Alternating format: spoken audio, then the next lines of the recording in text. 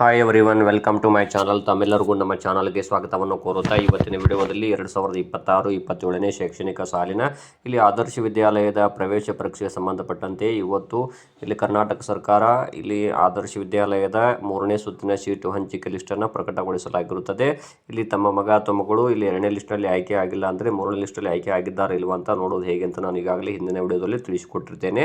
ಹಾಗಾದರೆ ಇಲ್ಲಿ 3ನೇ ಸುತ್ತಿನ ಕಟ್ ಆಫ್ ಅಂಕಗಳು ಎಷ್ಟಕ್ಕೆ ನಿಂತಿದೆ ಅಂತ ನೋಡ್ತಾ ಹೋಗೋದಾದರೆ ಇಲ್ಲಿ ತಾವುಗಳು ಕೂಡ ಇವತ್ತಿನ ವಿಡಿಯೋ ಮೂಲಕ ನೋಡಬಹುದು. ಒಟ್ಟು ಇಲ್ಲಿ ಎಷ್ಟು ಅಂಕಗಳನ್ನು ಪಡೆದವರು ಆಯ್ಕೆ ಆಗಿದ್ದಾರೆ ಅನ್ನುವಂತಹ ಮಾಹಿತಿ ಕೂಡ ತಮಗೆ ಸಿಗ್ತದೆ.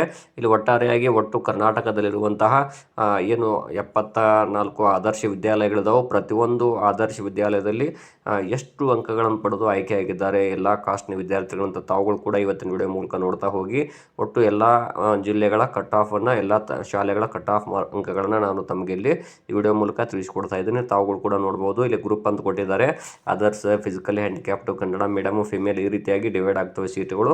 ಇನ್ನು ಅದರಲ್ಲಿ ಎಲ್ಲ ಕಾಸ್ಟ್ಗಳ ವಿದ್ಯಾರ್ಥಿಗಳು ಬರ್ತಾರೆ.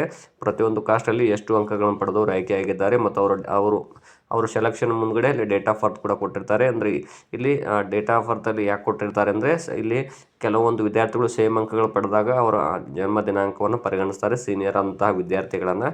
ಸೊ ಹಾಗಾಗಿ ಇಲ್ಲಿ ಆ ಮಾಹಿತಿಯನ್ನು ಕೊಡಲಾಗಿರ್ತದೆ.